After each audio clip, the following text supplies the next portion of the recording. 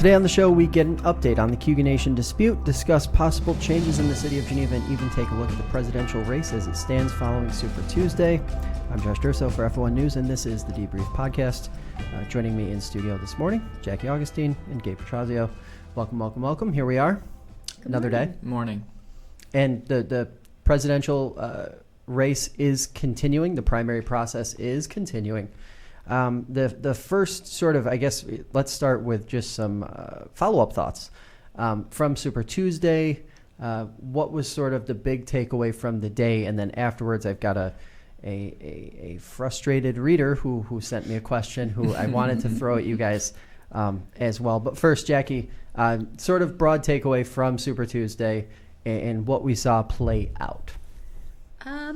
Well, I was really surprised by Biden's performance because of all the candidates, I just have found his debate performances to be the least inspiring. And I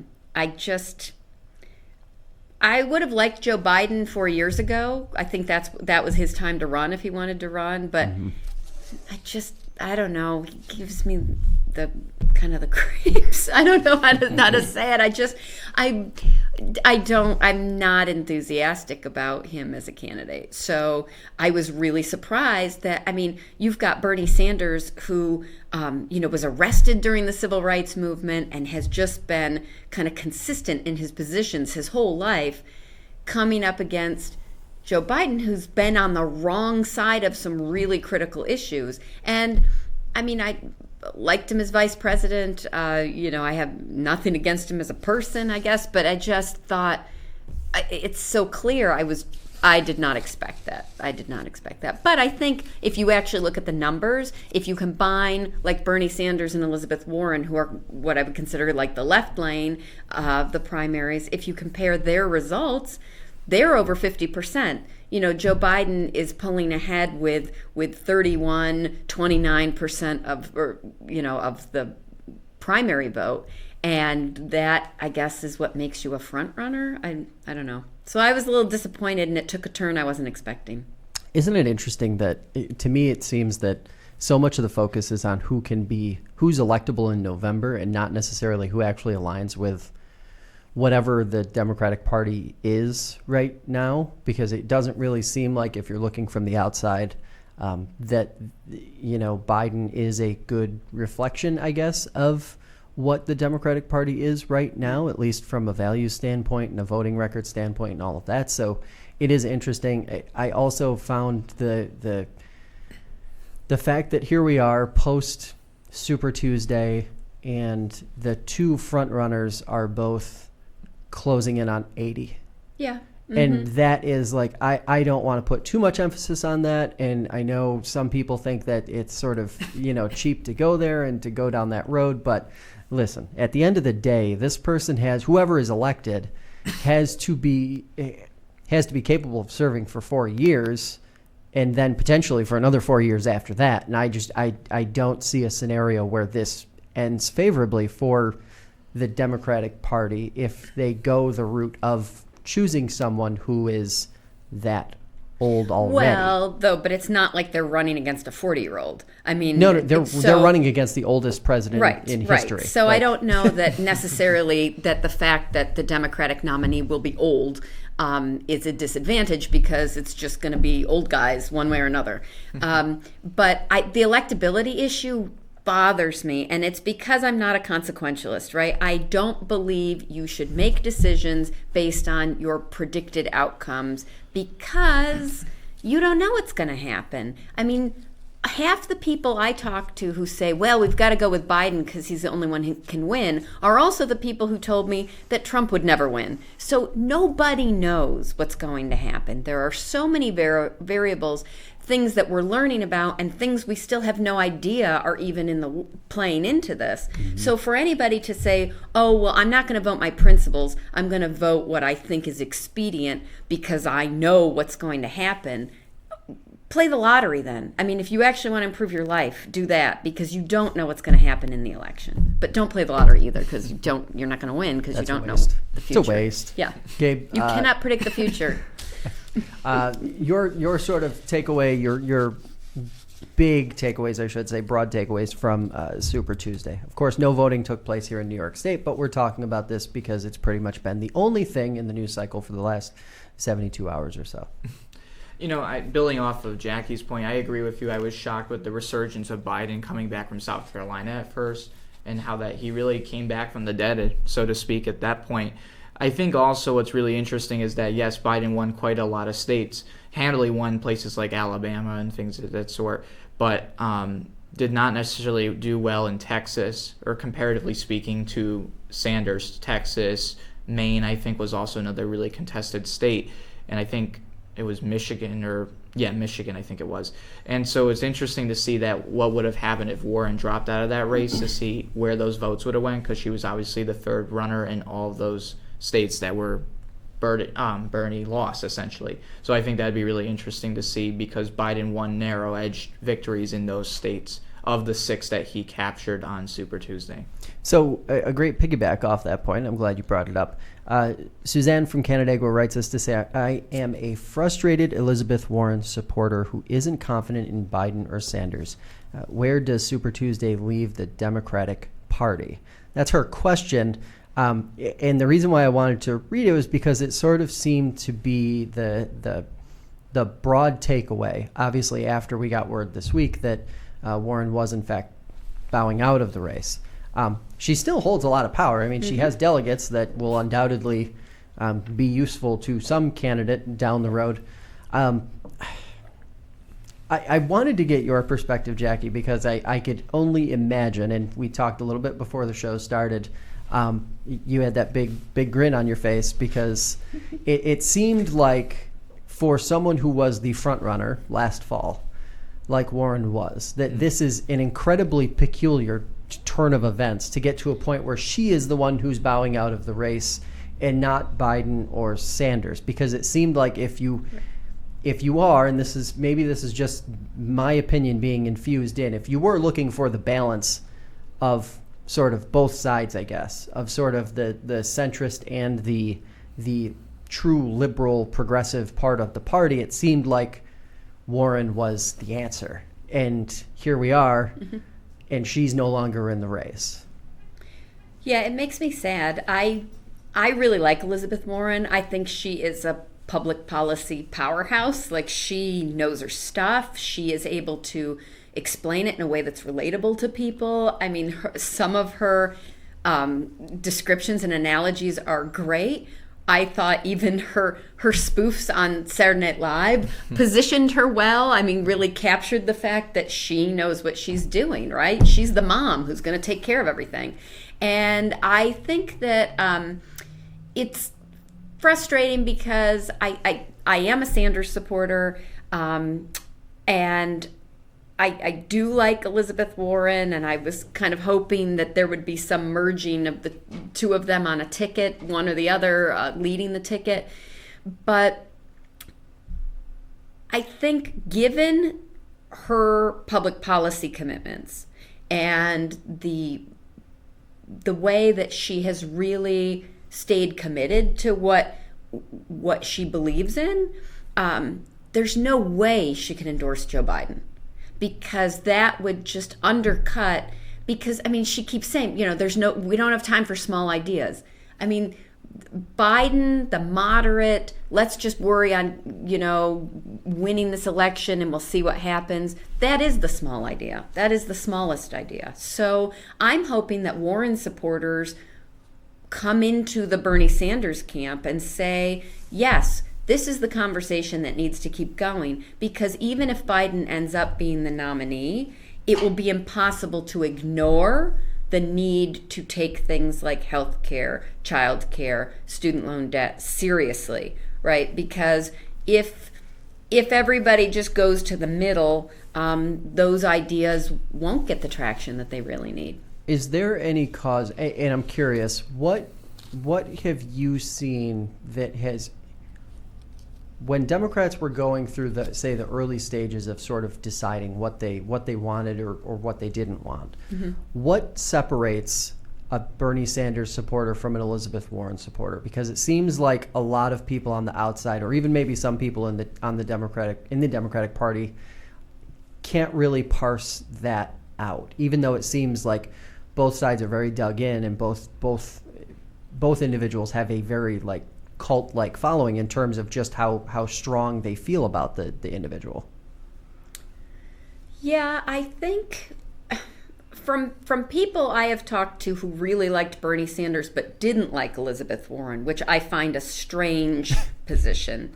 What they were saying is Elizabeth Warren won't say that the entire system is broken. But, if you actually listen to Bernie Sanders carefully and study what he's actually proposing, he's not saying that our American democracy is a broken system. He's saying that the way in which policies have been crafted to benefit people at the top is broken, and that is consistent with Elizabeth Warren's message. I do think that people like the idea that Bernie Sanders is and has been independent, that he's not beholden to the same donors. He did not, he doesn't want super PAC money. He doesn't want dark money. And that Elizabeth Warren was a little bit more willing to go that route in order to get the job done. But that's really the only difference I feel between the two of them, is that, her approach was more moderate, even though I think her ideas are just as big as Bernie Sanders are. So my personal question, and I guess we can just sort of have an open discussion about this. My question is, I want to say this carefully. What difference does it make who the person is, unless we see a scenario where one party controls all three arms of government? I think the last 12 years have been a pretty fair indicator of just how little actually gets done. We have like these little chunks of time over the last 12 years or so where like year and a half to 2 years, stuff happens, whether you're on the right or on the left. The first 2 years, or maybe the 2010 to 2012 years for Obama, when he had both chambers controlled, and then the first 2 years of the Trump administration, even though that was kind of fumbled if you're on the right, there was a lot of opportunity left on the table. What is like, because I hear this from Bernie Sanders supporters all the time, and they say there is no, and I actually listened to a lengthy podcast yesterday, Evan Dawson's program on this topic, and there's sort of the Sanders camp seems to be saying we need bold action. And I can't help but think to myself, if Bernie Sanders is in office, or if Joe Biden is, or if President Trump is in office, and their respective party do not control the other two arms of government, that we are going to continue to sit in this go nowhere status quo until something gives to a point where there is like an actual desire for both parties to work together. Because it does seem like that is entirely lost. But it just seems odd to me to hear these camps talk about bold action and how we need this change element, but not really acknowledging at the same time how difficult it's going to be to accomplish it once in office. I guess that's it's the pragmatic annoyance, I guess, that I've had with watching government for the last like 6 years or so. If all the stars don't align, nothing happens. And that, maybe that's why we're where we are. But is there, Jackie, I guess, do you see that being discussed at least? All the time. Yeah. I hear, people who don't agree with me about Bernie Sanders say all the time, he's never going to get anything done. How's this even going to happen? He's saying all this, and I guess I just have a different view. I don't believe any president can come in and get their entire agenda done by themselves. That's never happened. It's never going to happen. It shouldn't happen. That is not how our democracy is structured, for one branch to just push everything through. What I think Bernie Sanders can do, or any good president should be able to do, is to speak to everyday people in a way that makes them pressure their representatives to do the right thing. I mean, the thing I like about Bernie, I don't want to make this like a pro Bernie Sanders thing. I have to say, I have come to the conclusion in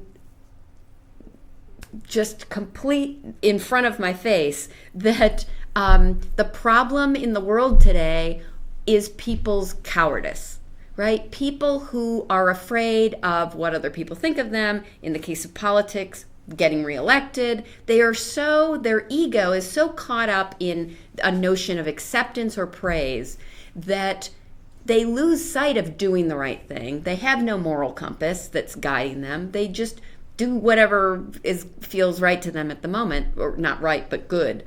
And so I think a leader who is able to tell the public, hey,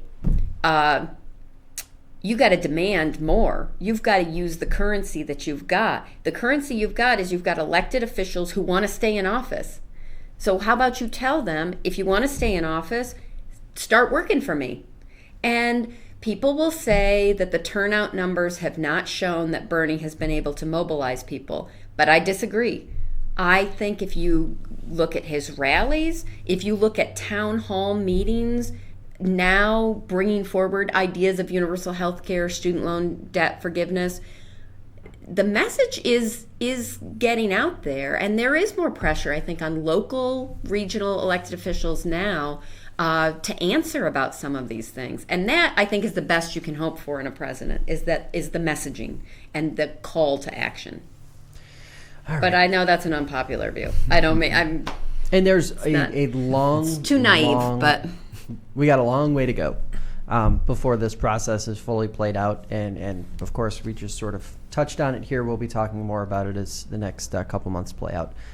End of April 28th is when New York votes. That'll sort of be an interesting time to see not only who's left standing at that point, but also, where the thought process is on what's going on there. Now let's shift over to probably the most resource-heavy story that we at FingerLakes1.com have covered in the last probably 2 or 3 years. The latest on the Cayuga Nation dispute. So many questions, and so many questions have been answered thanks in large part to, Gabe, your reporting over the last, say, 7 days. How do you, for someone who maybe has been living under a rock or maybe just sort of been watching this from outside of Seneca County or the immediate area, how do you sort of summarize this story and explain to people what's going on, and then also show them just how many moving parts there actually are still 7 days later after what was probably one of the more contentious weekends in the Finger Lakes?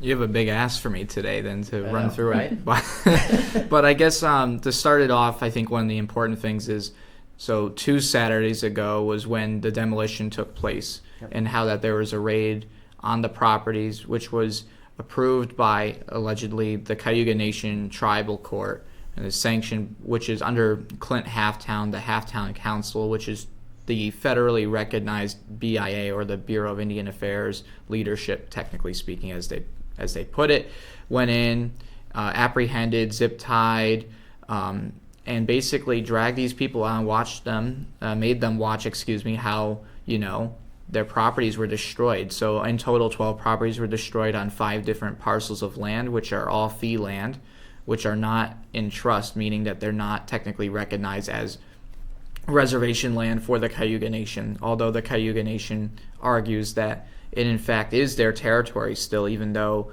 the government says otherwise, or the local government at this point. So I just want to pause for everybody listening. That's flashpoint number 1. That's continue. One. Sorry. Well, and so I think that's really important to understand, because we're having issues of jurisdiction on this front. And what does this mean for you as citizens of Seneca County? What does this mean for the Cayuga Nation and their allies, and also for the Cayuga Nation police, which are in question as the security force that was hired out of Indiana with an organization called Pathfinder and G2 Global Solutions? So I think these are important questions that we're having, that we're trying to scrape the surface on here at Finger Lakes 1. But then moving a week forward, after all the demolition took place, there was permits issued by Seneca County to essentially allow the bulldozing of the properties, They're still working on it. I just went there before I got here today in studio, and they're working on it. The Cayuga Nation police are still out there. They're still operating in those fronts. And then there was a press conference called by the Cayuga Nation Condole Chiefs, which are essentially the traditional leadership of the Cayuga Nation, comprising of people from Canada, which also complicates it because there's a jurisdictional issue with who is represented in this Cayuga Nation. Clint Halftown says that the Cayuga Nation, which is over the Grand River, which is past St. Lawrence River in Canada, with the Mohawk tribe and the Cayuga tribes, don't have jurisdictional claim to the United States and to this part of the Cayuga Nation. He doesn't believe that they're part of that Cayuga Nation. So they call a press conference right in front of Nation police. They were met with nightsticks and batons and things of that sort, also pepper spray and tasers. And then at that point, multiple members of other nations, so the Oneida, Onondaga, and Seneca, were all apprehended. They weren't arrested despite media reports showing and a statement from the Cayuga Nation police saying that they were in fact arrested. They were actually held and detained for a while until they were released on their own recognizance, essentially. And one of those, a fourth member, which was Charles Bowman, he's a member of Seneca County, he's from Fayette, and he was held, and he's a non-Indigenous person. And they're supposed to release them, as Lee Alcott said today on our program, with a segment that I did with him a few days ago, said that they're supposed to release them in the local custody of local state police, which in fact wasn't the case, as the ambulance records show. He was released to the ambulance, North Seneca ambulance, basically by himself without local law enforcement by them. So the Cayuga Nation did, it was in a fact, handoff. do that. Yeah, it was a handoff, essentially. So he went to Geneva General Hospital, and he suffered, a broken nose. He lost a tooth, bruised ribs, contusion, and a concussion at that point, at least. And now he's filing suit with the DA, and it's still evolving. And then the third point we'd bring up is that there was a call out. So the Grand Council, which is the Haudenosaunee Confederacy, which is not necessarily a federally recognized entity, but it comprises of federally recognized nations like the Oneida, Onondaga, Seneca, Mohawk, Cayuga, and the Tuscarora. They all agreed in consensus to send men from the Onondaga Nation, 30 to 40 men or so, to come to Seneca Falls, specifically the Cayuga territory, to protect families, specifically women and children, from the efforts of retaliation possibly on that front. And also on top of that, there was a call out made to Mohawk communities, which brought the attention of the Kamawake Warrior Society, which is a group of men who are also involved in Canada, defending British Columbia from the Wet'suwet'en tribe, the First Nation tribe up there, from a pipeline that's being built in natural gas. I believe it was Coastal Link or something of that sort. But they're also involved there, and they're now in Seneca Falls, and more members are coming. There's estimates that originally there was only 30 to 40. There seems to be hundreds that are coming at this point from insider sources that I've been working with on that front. And obviously a concern is whether or not this will re-escalate, and we're watching that very closely at this point. But sorry, that was a long run through, but hopefully I didn't lose you. No, that's great. That is, it is a great snapshot of the work that you have done over the last 2 weeks. It has been it's been a big ask, and it's been impressive to see how this has all sort of, when it's all laid out there, the questions that we end up having afterwards. So like the question that we keep getting over and over again, does the Cayuga Nation police force have authority? And it's interesting because my takeaway from this, and I've been working a little bit with you on certain parts of this, because my focus was mainly on the government side, the Seneca County government side, and the local side of it. It, to me, and I realize that both sides at this point have waived their legal papers and decisions and say that we are right, whether you're the county and you're saying that this land is effectively fee land, which means the Cayuga Nation police do not have authority on it, or if you're on the other side and you are one of Halftown's lawyers and you're saying, hey, look, we've got these decisions that say tribal land is subject to this type of authority. Backing up from that, both of those arguments feel like untested legal theory, because it seems like you have two sides that aren't going to budge. You have the fee land to land into trust application, which is still, it is, as I understand, on the desk to be signed by one of the federal arms. I want to say maybe the BIA or Department of the Interior, one of the two. But it has not. And it has not for a long time. This is not new. So to me, and that action, I should add, will trigger another set of legal, another arm of legal battle for this whole situation. It feels untested, and my issue with allowing things to escalate as they have, with sort of all sides stepping away from it and saying, hey, we aren't sure what is what. So if you're the Seneca Falls Police Department, if you're the Seneca County Sheriff's Office, if you are the state troopers, you don't know who actually definitively has authority over what.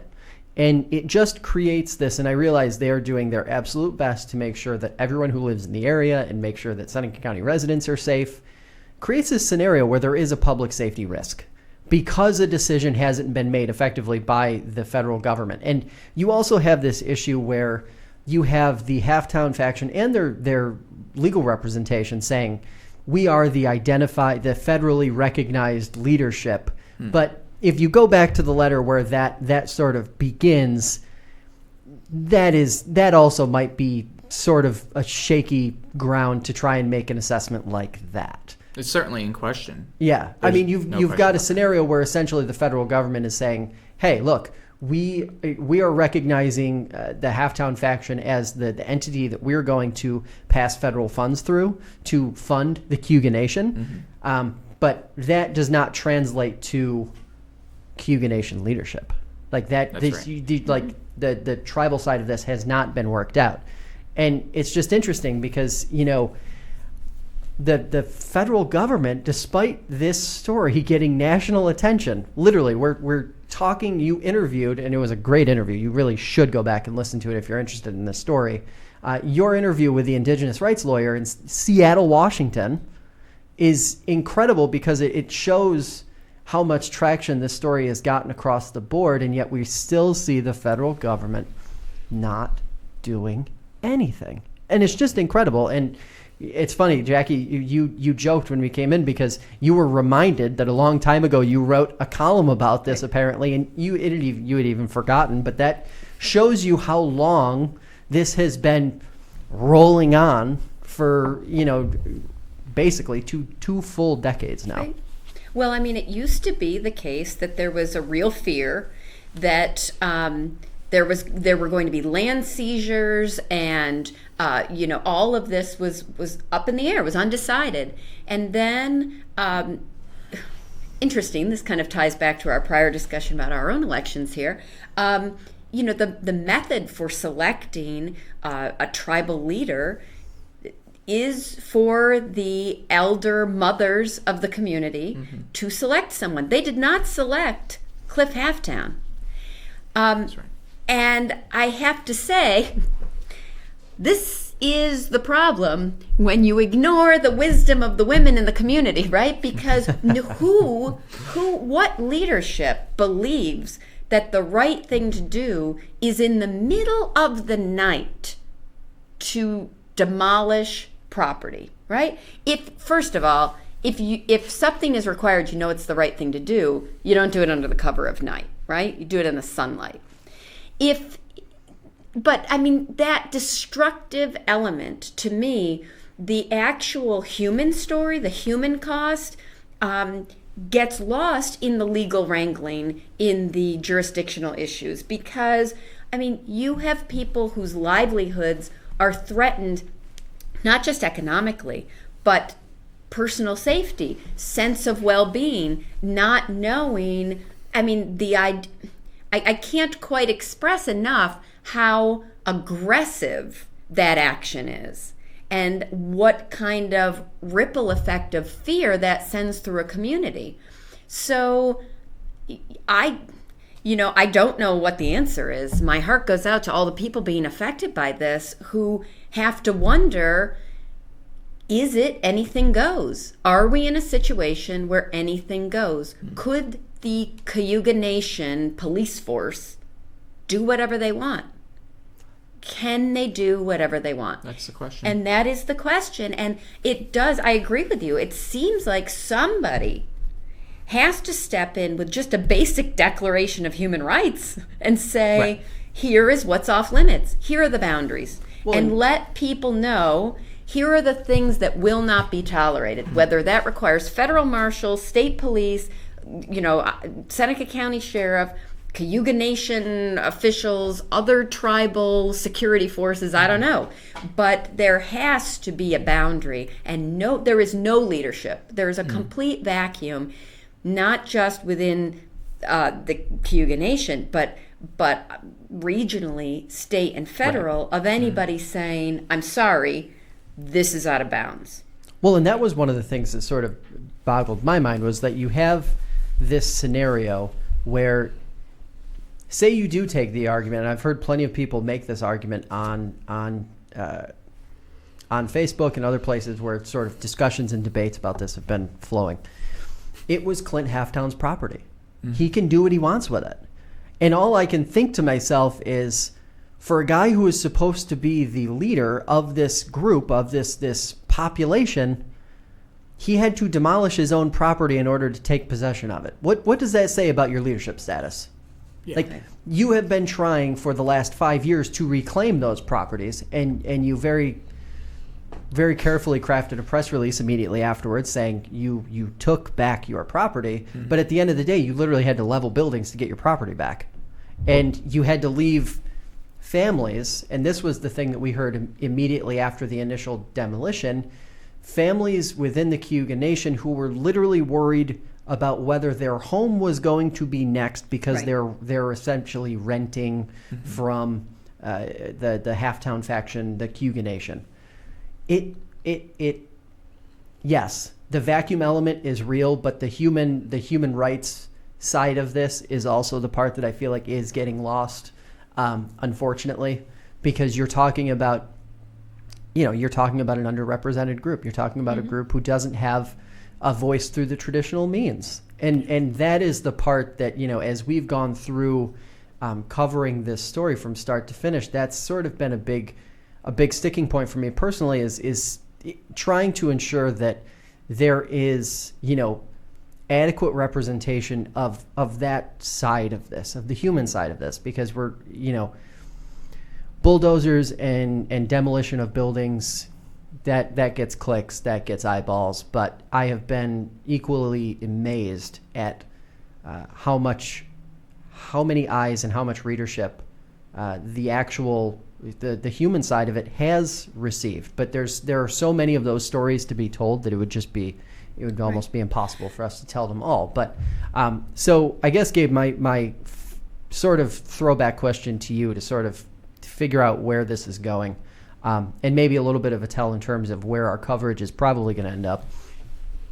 After this week, what do we think what are sort of the things that we might see? Obviously, there's the unknown with maybe some different groups coming into Seneca Falls to sort of help the traditionalist side. But what else might we see next week, next weekend, the week after that? I wouldn't be surprised if there is some form of escalation. I mean, we have people on the ground. They are saying that they're peaceful. They're here to protect their families and their communities and things of that sort. But obviously, things can go awry, and I do think that there is a possibility for that, and it's something that we shouldn't rule out. I think something that's really interesting, going back to the jurisdiction issue, is this piece of legislation. It's called 25 U.S. Code 232, which was in the interview today with Lee Alcott, which he addresses when I asked him about if he was aware of this, which essentially states that New York State has the jurisdiction to prosecute crimes regardless of whether or not they are in fact on reservation land or not. And he said that this was not a viable legal strategy or an argument. And I asked him, I pressed him on that, and I asked him why specifically, and he said that no one at the state level or any of the people that you've spoke to, at least in your reporting, indicates that they would use such an argument. That was his justification. That was his response to my question. Now, because it hasn't happened on Finger Lakes 1, it apparently won't happen in a court somewhere. Well, that's the question too, and this is going back to what your point and Jackie's point is that someone does need to step up if they really do care. If Chuck Schumer And if Kirsten Gillibrand, who have been talking about this in the national media, and also Tom Reed are also, pushing on this issue, saying that this is not okay and that we need to address this and we need to resolve this conflict that's going on in Seneca Falls, then they should enact that. They should use that. The state level should come in and say, well, then let's take it back. And also the other aspect, too, is that the deed is in the name of the Cayuga Nation. Yes, Clinton Halftown may have purchased those lands, but at the same time, it is in the Cayuga Nation. I think that's also really interesting. And to go back to the conversation with Lee, the real key interesting thing that I'm looking forward to in the future to follow up on in the long term is that they're looking now, as they call it, they're in a process of rebuilding the nation. And this is how they put it to me when I asked them about what is the future, what does this look like for the rest of the Cayuga Nation on behalf of the Clinton Halftown Council. And he said that we're looking to rebuild the nation in the future. And specifically, they're looking to buy more properties. Like you said with the land seizure aspect, is that they are looking, in fact, to continue buying more property in Seneca Falls, to continue developing and expanding the Cayuga Nation through the land acquisition process.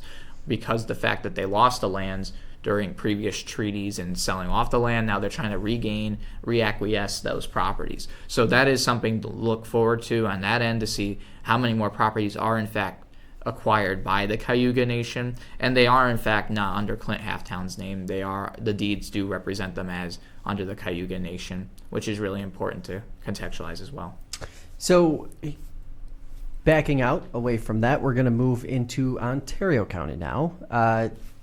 Geneva City Council this week had a meeting, and I wasn't there, but one of our reporters, Todd Elsie, was there, and it was an interesting meeting. One thing that I noticed from his reporting that came from the session was that there will be what they defined as, I believe, working sessions. Yes, work sessions. The first Monday of every month moving forward. Right. So like 2 days before that was an city interesting council day meets. to select, I thought.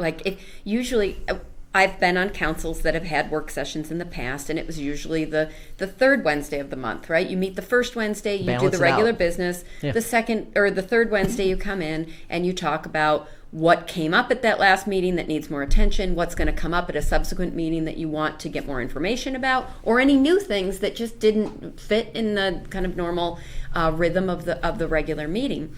This one's going to be 2 days before the meeting, which the concern I have about that is that what you don't want to see a work session be is the opportunity where people actually show their cards, and then when they come to the official meeting, they keep everything close to the vest, right? Because that is not good for democracy. I'm hoping that won't happen. I still have a lot of optimism about this council. My general view watching them is that they're still trying to figure it out. You've got a lot of new people. There's a lot of rush to action without what I would consider to be due diligence. So that concerns me a little bit, because I think it's a little shakeout of egos, right? People are trying to position themselves. Frank Gallinese, I don't agree with what he's saying, but I kind of feel sorry for him. And the picture that ran with the Finger Lakes One story was great, because in the picture, he's looking at his phone, and I think that kind of summarizes what's going on. There are still some people out in the community that are trying to influence this council to do certain things that didn't get done during the last group. And this push to somewhat privatize or reconfigure DPW, there are some vested interests in the community that have been trying to work on that issue for years. And they're off council now. That's the photo. They're off council. He's not looking at the computer. Those of us who were at the meeting kept wondering, why is he on his phone? So I do think, and he can tell me I'm wrong if I'm wrong, I do think he is getting some marching orders from people in the community who used to be on council and aren't any longer, that don't want to come say publicly at the podium what they're thinking, but still have this agenda that they think, well, the new people maybe can do it. And I don't like that. Now, could it be frustration? Am I frustrated? No, it be frustration? Could that sort of, that not desiring to be fully engaged in the middle of the meeting? Because here's my thing. And the night before, I sat through a 3.5 or 4 hour meeting in the town of Seneca Falls, and it's one of the topics we're going to talk about here in a few minutes. But like, to me, it is really hard, whether you're on city council, town board, whatever the case may be, or you're a member of the public, to stay engaged for 4 straight hours. Oh, sorry. So you're asking me, do I think he was on his phone because he was bored or frustrated? No. And here is what I'm thinking. When I hear him speak, it sounds to me, just as a professor in the classroom, as the person who was given a summary by somebody else and is trying the best they can to repeat it, but they didn't do the reading themselves, so they don't know what they're talking about. And that is what I'm worried about, because that has happened in years past. There have been city councilors who got briefings from other people in the community, private companies, other interests. Hey, bring this up. Here's the issue. And I could be wrong about this, but every sign points to the fact that that's what's going on with this DPW issue. So I guess my recommendation would be that each counselor is as independent as possible. That if you care about an issue, you got to dig into it yourself. You've got to test if what people outside of council are telling you is really true, if that tracks with reality. And if you think there's an issue, yeah, go for it. Bring it up. Be respectful. Don't yell at each other. But bring it up and lay out your case. Show the data, show the evidence, and put forward a policy position. But don't use someone else's ideas without doing your homework. This, as an outsider, this DPW thing seems to have come out of nowhere. Yes. To the public, yes, but this has come up many times. Okay. So I guess for those who might live outside of the city, what are some of the issues that was there an incident, or was there some kind of thing that happened at some point where it served as kind of tipping point where this discussion started to happen in various parts of the community? Or is this just sort of because you look at it from the outside and it feels more like an effort to kind of like decentralize, I guess, certain components of the way public works? Yeah, I don't actually think this comes from the community in general. I think over time there have been some strong personality conflicts within the DPW department.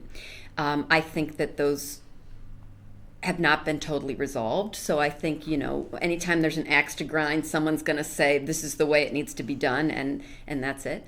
But I also think that there are private interests, other companies who see that if Geneva were to feel frustrated with DPW, they might enter into a public-private partnership agreement. So follow the money. I think that there are influences in that way. Mm-hmm. I don't think anybody in Geneva would say that they are entirely satisfied with DPW. I think pothole complaints, grass cutting complaints abound, right? Mm-hmm.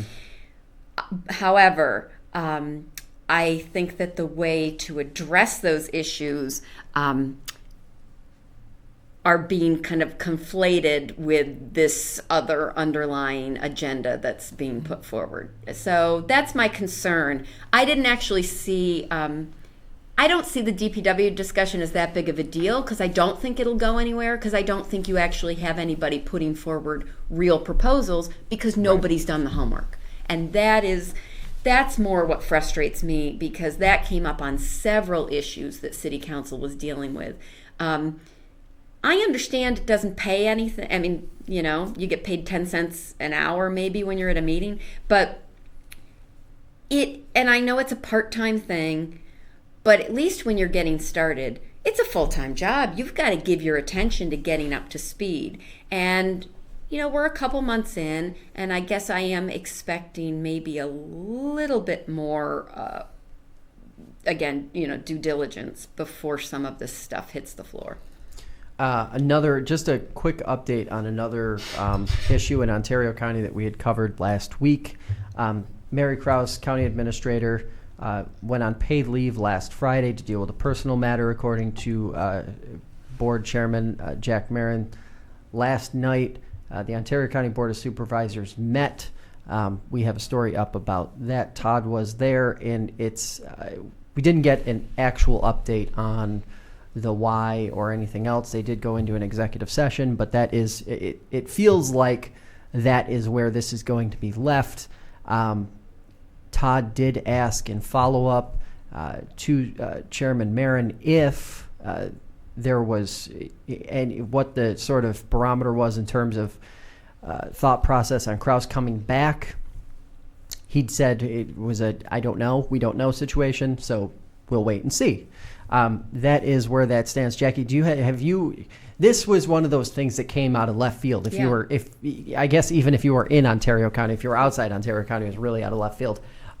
What has been the reaction? Have you heard any reaction since the news broke last weekend that she was on paid leave?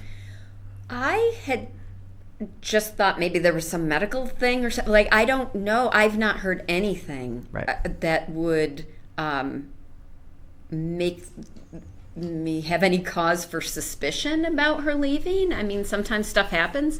However, I do think it's a pretty turbulent time for Ontario County, so it's not,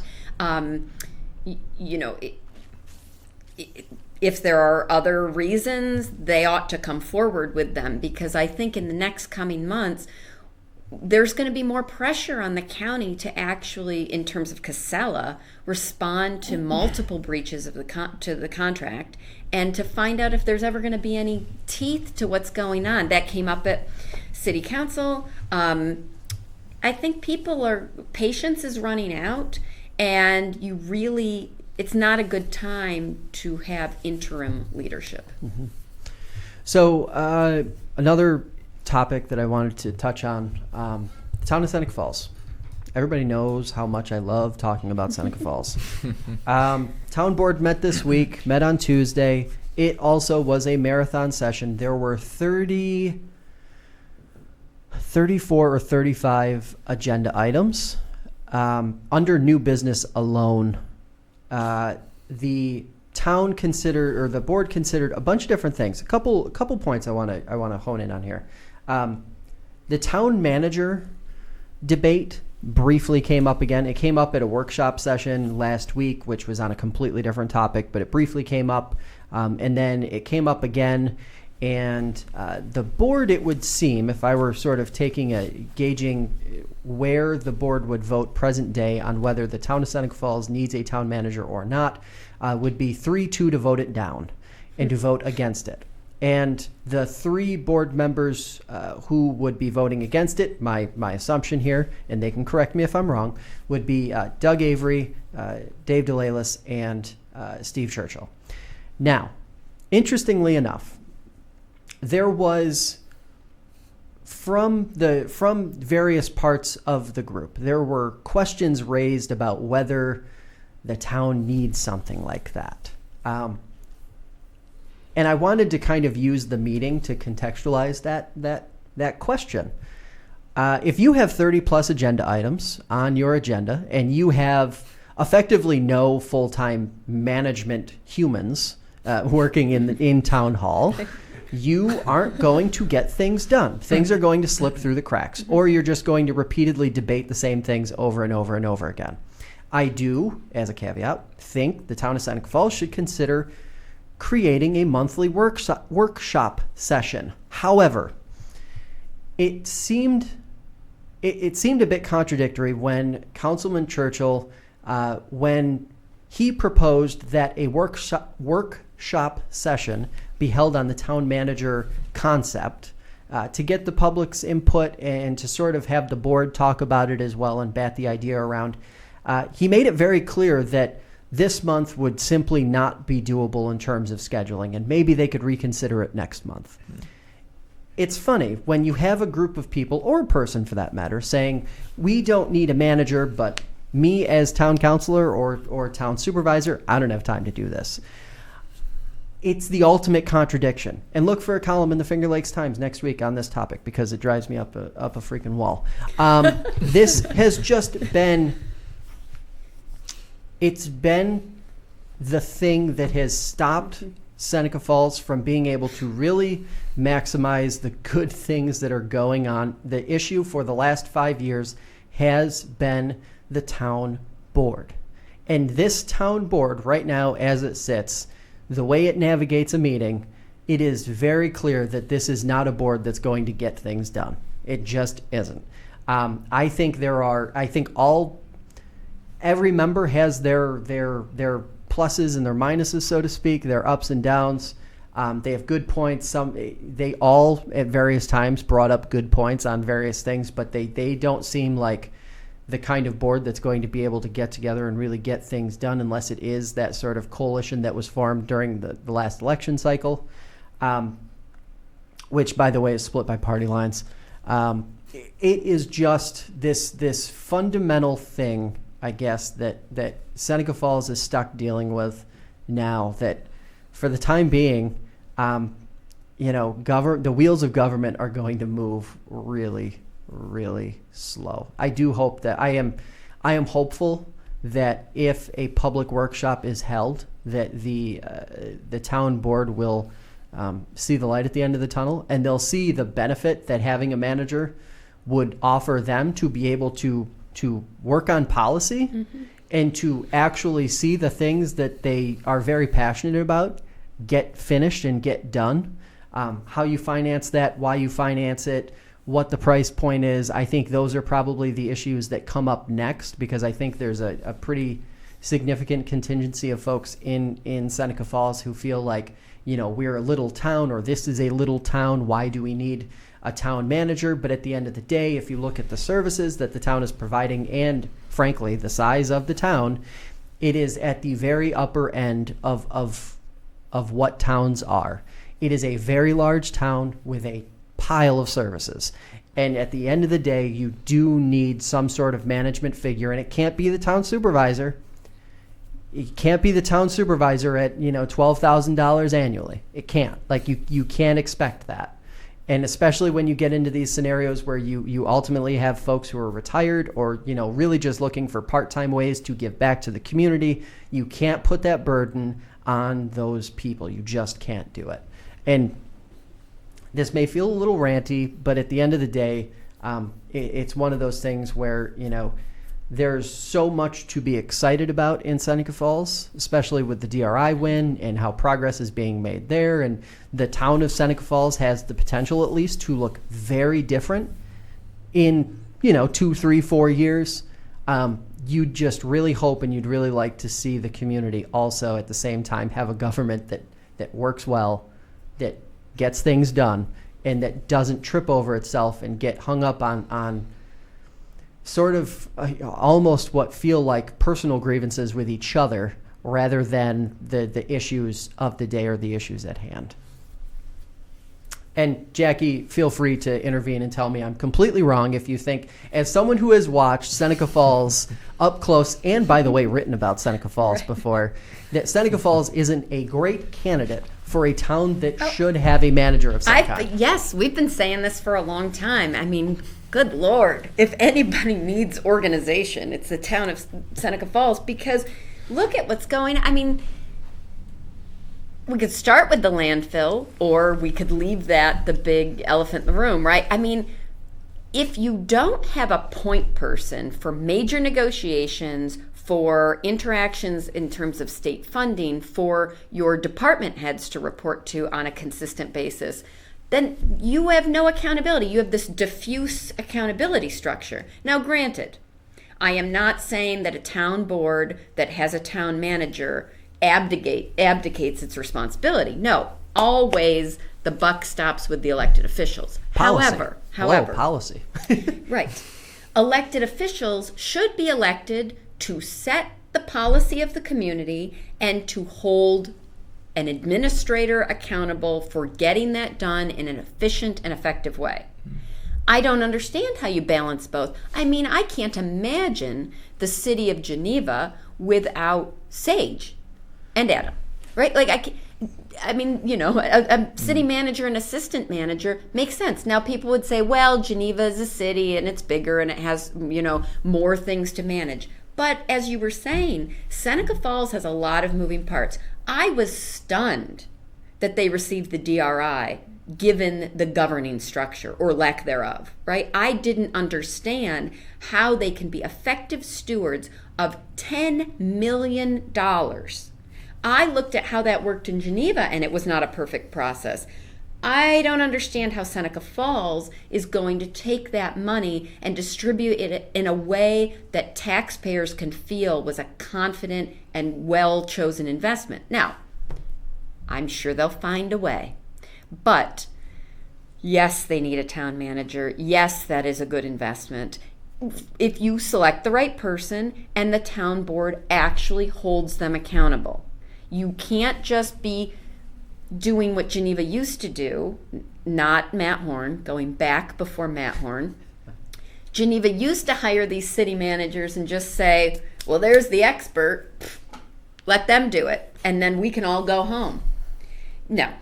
I mean, you have to get the kind of dynamic working between a board and a manager who can actually see the big picture but still administer the day-to-day. I don't even know if there's...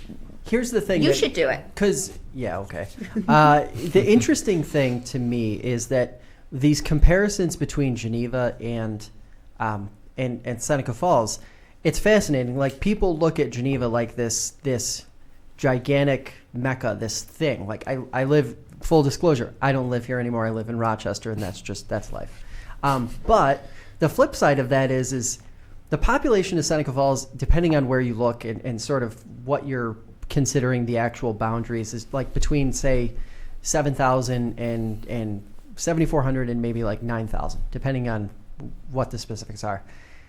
The population of Geneva is, I want to say, between 12 and 13,000-ish. So you're talking about maybe 3,000 or 4,000 more people and all of the same services. Seneca Falls has a police department. They have all of the public works things. They have the rec department. They have all of the same components, right. And they're slightly larger. And yet the town shouldn't have a manager? That just it doesn't jive. No, I really don't understand the argument for not doing that. I mean, the best argument for hiring a town manager for Seneca Falls is the large mountain of evidence showing that lack of a manager has failed. Yep. Not having a point person, not having an actually trained public administrator right. in the mix has not served Seneca Falls well over the years. Why is Seneca Falls repeatedly getting rolled over by Seneca Meadows? Because there is no one who has the background and experience to come to the table in a meaningful way on that issue. We didn't even mention the audits. Right. I mean, the town is now, and at least one public speaker at the meeting addressed the procurement policy and the issues that are inside of that and how it may or may not be followed to perfection. That was among many findings from audit reports that were released last year when the comptroller's office came in and went through an exhaustive search of what Seneca Falls was and wasn't doing. I mean, you have all of this evidence to suggest that not only would it be right and good, but it would also make everyone's life easier. Right. If you had someone, like you said, not just a random person, but someone who actually has the experience to go in, the public service experience to go in there and actually like administer the town and the government, because it's just lacking. Anyway, that rant went on a little too long, I feel like. That about does it. That is everything we have for today, and it has been an hour. We killed it, guys. We did it. Thanks to both of you for coming in. We will be back, and we'll do it again probably next Friday, so stay tuned for that. And in the interim, check out the FingerLakes1.com app if you are looking for the latest headlines and more from Gabe this weekend and right now on the Cayuga Nation story. See you guys. Thanks for watching or listening. The show is available on Spotify and Apple Podcasts, as well as YouTube. Visit www.fingerlakes1.com/debrief to check out archived episodes or to leave us a message. For my guests in studio and the rest of the FL1 News team, have a great weekend, and we'll catch you next time.